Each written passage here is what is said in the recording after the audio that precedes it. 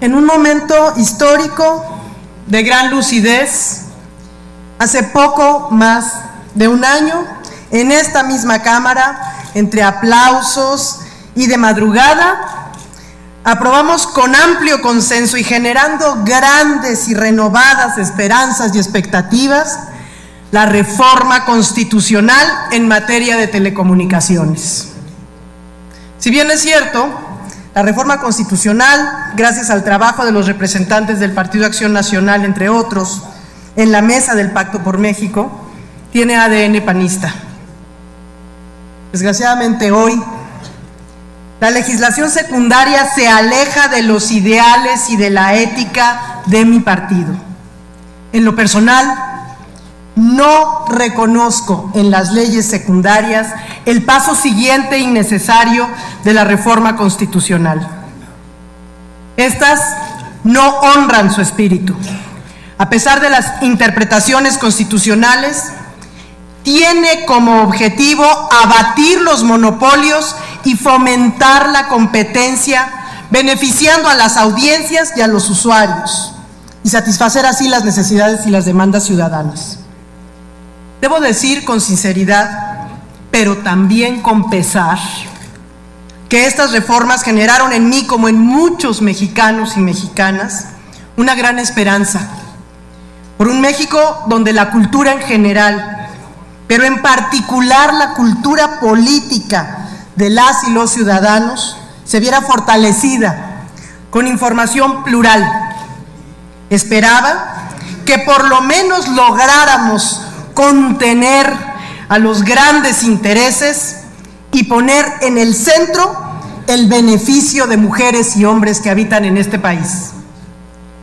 Con la aprobación de estas leyes en sus términos, los mexicanos trataremos de vivir contradictoriamente, en libertad, pero sin información.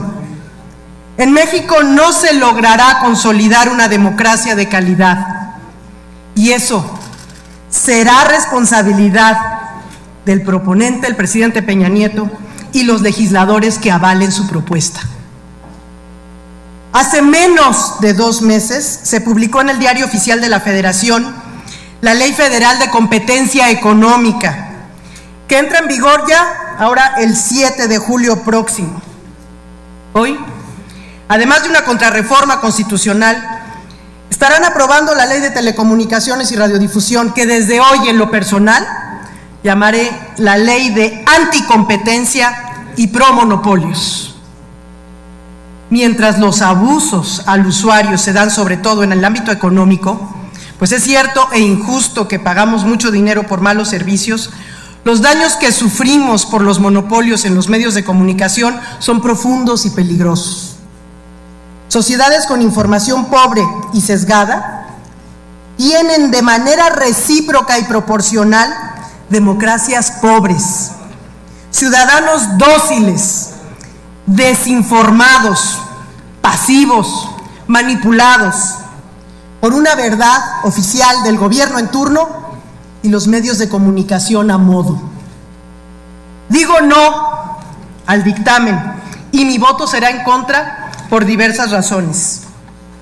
Concedo que hay avances, las medidas preponderantes que se aplicarán a América Móvil, tales como la eliminación del roaming en telefonía celular, ya se ha hablado de esto, la larga distancia en telefonía fija, que generarán mayor competencia en algunos servicios de telecomunicación y pudiendo derivar en mejores tarifas para usuarios. Eso está bien.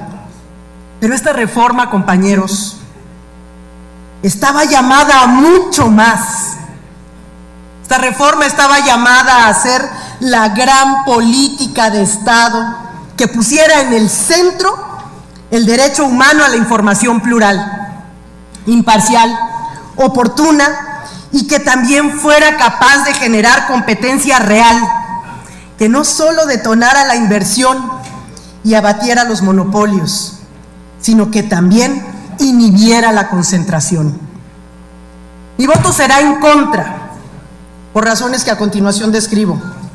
La definición de preponderancia por sector constituye un error legislativo que no se subsanará ni se subsana transcribiendo una parte del texto constitucional.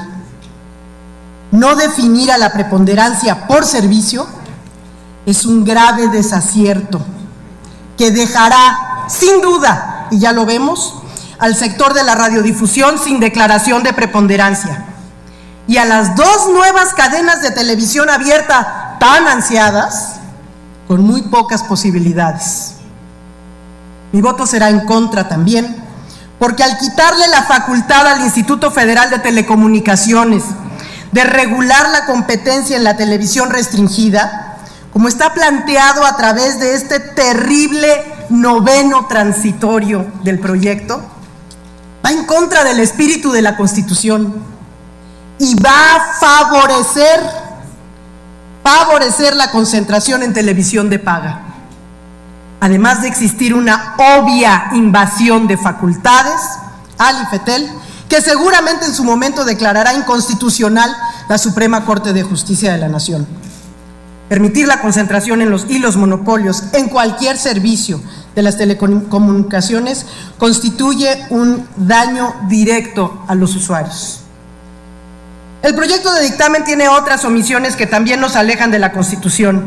Temas tan importantes para el desarrollo de la cultura y de la identidad nacional pasan necesariamente por la producción nacional independiente, que no regula este proyecto de ley. La producción nacional independiente es un instrumento indispensable para que la pluralidad del país pueda verse reflejada a través de contenidos que no son producidos por los concesionarios, sino por personas que tienen otra perspectiva de la realidad. En ese sentido, el proyecto no cumple con lo dispuesto en el artículo 3º transitorio de la reforma constitucional en materia de telecomunicaciones, el cual dice: se deben establecer los mecanismos que aseguren la promoción de la producción nacional independiente. Yo les pregunto, compañeras, compañeros, ¿cuáles mecanismos? ¿En qué artículos vienen? Otra razón por la que mi voto será en contra es porque los medios públicos no existen como tal. Vuelven a ser medios controlados por los gobiernos. Los medios públicos desempeñan una función primordial para asegurar la pluralidad y la diversidad de voces necesarias en una sociedad democrática. Deben proveer a la ciudadanía de contenidos de alta calidad, articulados con las necesidades informativas, educativas y culturales de la población. Deben ser independientes del Poder Ejecutivo, pues solo así podrán ser verdaderamente imparciales, plurales, reflejar la visión de todos y todas los mexicanos.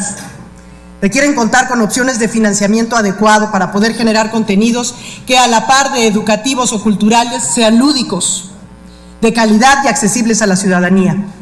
Deben también contemplar mecanismos de rendición de cuentas y de participación de la ciudadanía en las distintas instancias de producción, circulación y recepción de contenidos, y eso no se refleja en el dictamen. Votaré en contra, porque en el tema de discapacidad, aún con la inclusión de los artículos 199 y 203, queda muy corta, es insuficiente. Por un lado, es inadmisible que se establezca que el subtitulado sea únicamente en un segmento de al menos un programa de noticias. Lo propuesto es violatorio de los derechos humanos, tal como lo manifestó muy bien la Comisión de Derechos Humanos del Distrito Federal. Es de suma importancia mencionar que en países como Estados Unidos, Canadá, Colombia y Chile, el 100% de su programación está subtitulada. Y les voy a decir algo más, es irónico y ofensivo para los mexicanos que las filiales de los concesionarios de televisión mexicanos que operan en Estados Unidos subtitulan el 100% de los contenidos que difunden en aquel país. Esto evidencia que el afán de ahorrarle algunos millones de dólares a las televisoras, estamos dejando de lado los derechos de millones de personas. La ley del presidente Peña y de todos aquellos que con su voto la hagan suya dejarán claro que la prioridad es el interés económico particular y no los derechos humanos de personas que sufren discapacidad de algún tipo, sobre todo auditiva. El subtitulaje debe ser para todos los programas, conforme a un calendario de implementación progresivo. Además, se debe establecer la obligación de los preponderantes de radiodifusión a incluir el subtitulaje en toda su programación en un plazo no mayor a 3 años. Debemos también establecer que por lo menos un porcentaje de los teléfonos públicos, casetas de internet, estén a una altura accesible a silla de ruedas y que tengan otras funcionalidades para que sean accesibles a distintos tipos de discapacidad. El proyecto tampoco define un calendario de cumplimiento progresivo de las obligaciones de accesibilidad. Concluyo diciendo que quienes aprueben este proyecto de dictamen están solapando un daño grave a la democracia. Están permitiendo todo lo que un Estado debería limitar, que el poder político, económico e ideológico se concentre en unos pocos, en detrimento de la democracia y de la ciudadanía. Que el monopolio de la información concentrado en unas pocas manos se mantenga así a perpetuidad. Estamos coartando la libertad de los mexicanos de decidir con base en información plena, plural e imparcial. En síntesis, compañeros, estamos fallándole a los ciudadanos. Invito a todos los compañeros senadores, pero sobre todo a los de mi partido, a que no traicionen los ideales del PAN, no a los monopolios y sí a la competencia. No avalen con su voto este fraude a los mexicanos. Es cuanto.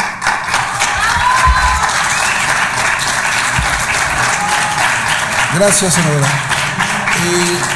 Tiene la palabra.